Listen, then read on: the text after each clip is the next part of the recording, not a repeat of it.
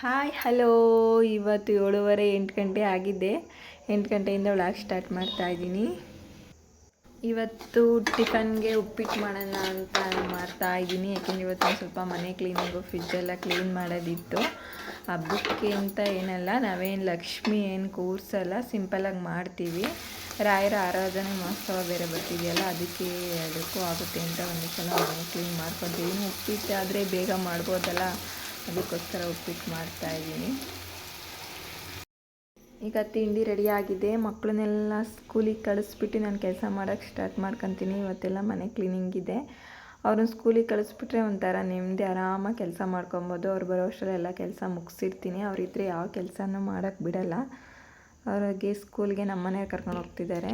ಹಾಗೆ ಅವ್ರು ಸ್ಕೂಲ್ಗೆ ಹೋಗೋದ್ಮೇಲೆ ನಾನು ತಿಂಡಿ ಹಾಕ್ಕೊಂಡು ತಿಂದು ಇವತ್ತು ಫ್ರಿಜ್ಜೆಲ್ಲ ಕ್ಲೀನ್ ಮಾಡೋದಿತ್ತು. ಎಲ್ಲ ಫ್ರಿಜ್ಜಲ್ಲಿರೋ ಐಟಮ್ಸ್ ಎಲ್ಲ ತೆಗ್ದಿಟ್ಬಿಟ್ಟಿದ್ದೀನಿ. ತುಂಬ ದಿನದಿಂದ ಫ್ರಿಜ್ ಕ್ಲೀನ್ ಮಾಡೇ ಇರಲಿಲ್ಲ. ಇವತ್ತೆಲ್ಲ ಫ್ರಿಜ್ ಕ್ಲೀನ್ ಮಾಡೋದು, ಅಡುಗೆ ಮನೆಯೆಲ್ಲ ಕ್ಲೀನ್ ಮಾಡೋದು, ಅದೇ ಕೆಲಸ ಆಗೋಗುತ್ತೆ. ನೋಡಿ, ಎಲ್ಲ ತಂದು ಮನೆ ತುಂಬ ಹರಡ್ಕೊಂಬಿಟ್ಟಿದ್ದೀನಿ. ಎಲ್ಲ ಪಾತ್ರೆ ಎಲ್ಲ ಹಾಗೆ ಇದೆ, ತೊಳೆಯೋದು ಎಲ್ಲ ಕೆಲಸ ಹಾಗೆ ಇದೆ. ಫ್ರಿಜ್ಜೆಲ್ಲ ಕ್ಲೀನ್ ಮಾಡ್ಕೊಂಡು ಕಿಚನೆಲ್ಲ ಕ್ಲೀನ್ ಮಾಡ್ಕೊಳ್ಳೋಣ. ಎಷ್ಟೊತ್ತಾಗುತ್ತೆ ನೋಡೋಣ ಇವತ್ತು. ಆಯಿತು, ಇವಾಗ ಅಡುಗೆ ರೆಡಿ ಮಾಡಿ ಇಟ್ಬಿಡೋಣ ಅಂತ ಸಿಂಪಲಾಗಿ ಟೊಮೊಟೊ ಸಾಂಬಾರು ರೈಸ್ ಮಾಡ್ಕೊತಾ ಇದ್ದೀನಿ. ಟೊಮೊಟೊ ಸಾಂಬಾರಿಗೆ ಇದು ನಮ್ಮ ಅಮ್ಮ ಹೇಳ್ಕೊಟ್ಟಿದ್ದು ಸಾಂಬಾರು. ಈರುಳ್ಳಿ, ಬೆಳ್ಳುಳ್ಳಿ ಮತ್ತು ಸ್ವಲ್ಪ ಕಾಯಿ ತುರಿ, ಒಂದೆರಡು ಟೊಮೊಟೊ, ಒಂದು ಸ್ವಲ್ಪ ಕೊತ್ತಂಬರಿ ಸೊಪ್ಪು, ಸ್ವಲ್ಪ ಧನಿಯದ ಪುಡಿ, ಖಾರದ ಪುಡಿ ಆ್ಯಡ್ ಮಾಡ್ಕೊಂಡು ರುಬ್ಕೊಂಬಿಟ್ರೆ ಸಿಂಪಲ್ ಸಾಂಬಾರು ತುಂಬ ಚೆನ್ನಾಗಿರುತ್ತೆ.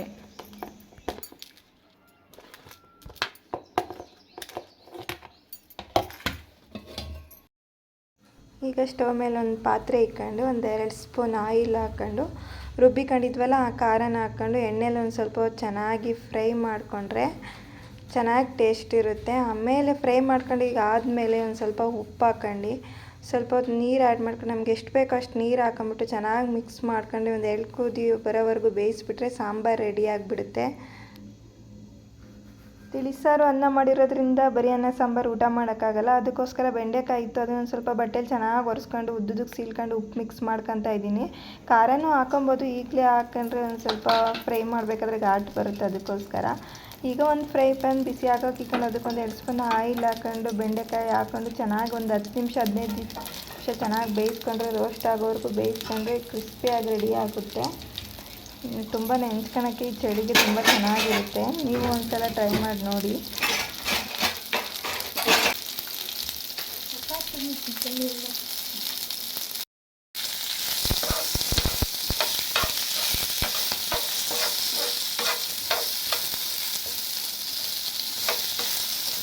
ಈಗ ಅದೆಲ್ಲ ಬೇಯೋ ಹೊತ್ತಿಗೆ ಒಂದು ಸ್ವಲ್ಪ ಬಟ್ಟೆ ಇತ್ತು, ವಾಷಿಂಗ್ ಮಿಷಿನ್ಗೆ ಬಟ್ಟೆ ಹಾಕೊಂಡ್ಬಿಡೋಣ, ಅದ್ರ ಪಾಡಿಗೆ ಅದು ಆಯ್ತಾ ಇರುತ್ತೆ ಅಂತೇಳ್ಬಿಟ್ಟು ಬಟ್ಟೆ ಎಲ್ಲ ಹಾಕೊತಾ ಇದ್ದೀನಿ.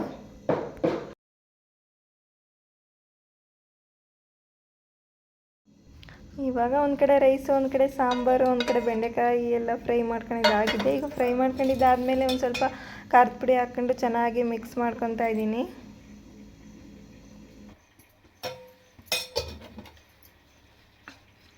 ಈಗ ಅಡುಗೆ ಎಲ್ಲ ರೆಡಿಯಾಗಿದ್ದಾಯಿತು. ಫಸ್ಟು ಊಟ ಮಾಡಿಬಿಡೋಣ ಅಂತ ಹೇಳ್ಬಿಟ್ಟು ಊಟ ಮಾಡ್ತಾಯಿದ್ದೀನಿ. ಊಟ ಮಾಡಿಬಿಟ್ಟು ಆಮೇಲೆ ಕೆಲಸ ಸ್ಟಾರ್ಟ್ ಮಾಡ್ಕೊಳ್ಳೋಣ. ಹೊಟ್ಟೆ ತುಂಬಿದ್ರಲ್ವ ಚೆನ್ನಾಗಿ ಕೆಲಸ ಮಾಡೋಕ್ಕಾಗೋದು. ಇಲ್ಲ ಅಂತಂದರೆ ನನಗಂತೂ ಊಟ ಮಾಡಲಿಲ್ಲ ಅಂದರೆ ಕೆಲಸ ಮಾಡೋಕ್ಕಾಗಲ್ಲ.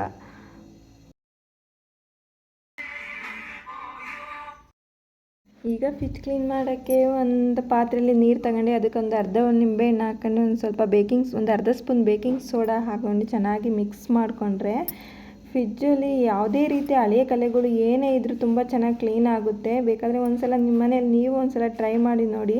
ಯಾವುದೇ ರೀತಿ ಕರೆ ಆಗಿದ್ದರೂ, ಸಾಂಬಾರು ಕರೆ ಆಗಿರ್ಬೋದು, ಯಾವುದೋ ಒಂದು ಕೇಕು, ಐಸ್ ಕ್ರೀಮ್ ಏನೋ ಇಟ್ಟಿರ್ತೀವಿ, ಅದೆಲ್ಲ ಹೋಗಲ್ಲ. ಹಳೆಯ ಕರೆಗಳೆಲ್ಲ ಹಾಗೆ ಉಳ್ಕೊಂಬಿಟ್ಟಿರುತ್ತೆ.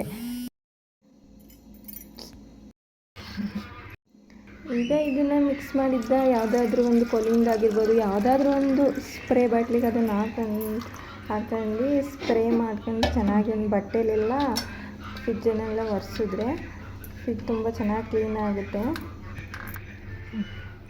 ಈಗ ಲಿಕ್ವಿಡ್ ಎಲ್ಲ ರೆಡಿ ಆಗಿದೆ. ಈಗ ನೋಡಿ ಫ್ರಿಜ್ಜಲ್ಲೆಲ್ಲ ಸ್ಪ್ರೇ ಮಾಡ್ಕೊತಿದ್ದೀನಿ.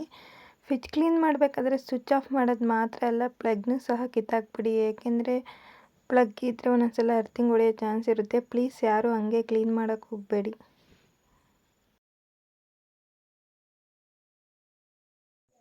ಈಗ ಎಲ್ಲ ಕಡೆ ಸ್ಪ್ರೇ ಮಾಡ್ಕೊಂಡಿದ್ದಾದಮೇಲೆ ಇನ್ನೊಂದು ಸ್ವಲ್ಪ ಲಿಕ್ವಿಡ್ ಮಿಕ್ಕಿರುತ್ತಲ್ಲ, ಅದನ್ನೊಂದು ಪಾತ್ರೆಗೆ ಹಾಕೊಂಡು ಒಂದು ಬಟ್ಟೆ ತಗೊಂಡು ಹಚ್ಕೊಂಡು ಚೆನ್ನಾಗಿ ಒರೆಸ್ಕೊಂಡು ಬರ್ತಿದ್ರೆ ತುಂಬ ಚೆನ್ನಾಗಿ ಕ್ಲೀನ್ ಆಗುತ್ತೆ. ಯಾವುದೇ ರೀತಿ ಕರೆಗಳು ಏನೂ ಇರಲ್ಲ, ತುಂಬ ಚೆನ್ನಾಗಿ ಕ್ಲೀನ್ ಆಗುತ್ತೆ. ಈಗ ಎಲ್ಲ ಕ್ಲೀನ್ ಆಗಿದೆ. ಫ್ರಿಜ್ಜಿನ ಐಟಮ್ಸ್ ಎಲ್ಲ ತೊಳ್ಕೊಂಡು ಚೆನ್ನಾಗಿ ಫ್ರಿಜ್ಜಲ್ಲಿರೋ ಬಾಕ್ಸ್ ಎಲ್ಲ ಜೋಡಿಸಿದ್ದಾದಮೇಲೆ ಈಗ ಮನೆಯೆಲ್ಲ ಫುಲ್ಲು ಕಸ ಅಂಡಿತ್ತಲ್ಲ, ಮನೆ ಕಸ ಎಲ್ಲ ಗುಡಿಸಿ ಕ್ಲೀನ್ ಮಾಡಿದ್ದಾಯಿತು. ಕಸ ಎಲ್ಲ ಗುಡಿಸಾದ್ಮೇಲೆ ನಿಮಗೆ ಗೊತ್ತಲ್ಲ, ಅಡುಗೆ ಮನೆ ಕ್ಲೀನ್ ಮಾಡಿದ್ರೆ ಎಷ್ಟು ಪಾತ್ರೆ ಇರುತ್ತೆ ಅಂತ. ಪಾತ್ರೆ ಏನೂ ಬರ ಇರಲ್ಲ, ಪಾತ್ರೆ ಒಂದೊಂದಾಗಿ ಬೀಳ್ತಾನೆ ಇರುತ್ತೆ. ಪಾತ್ರೆ ಎಲ್ಲ ತೊಳ್ಕೊಂಡು ಫಸ್ಟ್ ಪಾತ್ರೆ ತೊಳ್ಕೊಂಬಿಡೋಣ, ಆಮೇಲೆ ನೆಲ ಒರೆಸೋಣ ಅಂತ ಪಾತ್ರೆ ಎಲ್ಲ ತೊಳೆದಿಡ್ತಾಯಿದ್ದೀನಿ.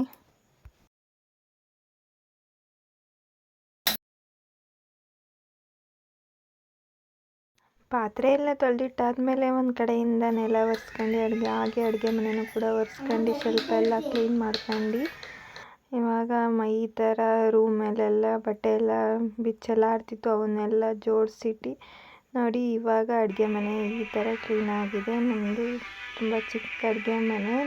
ನಾವಿರೋದು ಇದು ರೆಂಟಿಗೆ ಮನೆ. ನೋಡಿ ಈ ಥರ ಇದೆ ನಮ್ಮ ಮನೆ. ಹೊರಗಡೆ ತುಂಬ ಮಳೆ ಇತ್ತು ಇವತ್ತು. ಮಳೆ ಬಂದಿರೋದ್ರಿಂದ ಮನೆ ಮುಂದೆ ತುಂಬ ಗಲೀಜಾಗಿಬಿಟ್ಟಿದೆ. ಮತ್ತೆ ಇನ್ನೊಂದು ವ್ಲಾಗಲ್ಲಿ ನಾಳೆ ಭೇಟಿಯಾಗೋಣ. Thank you for watching.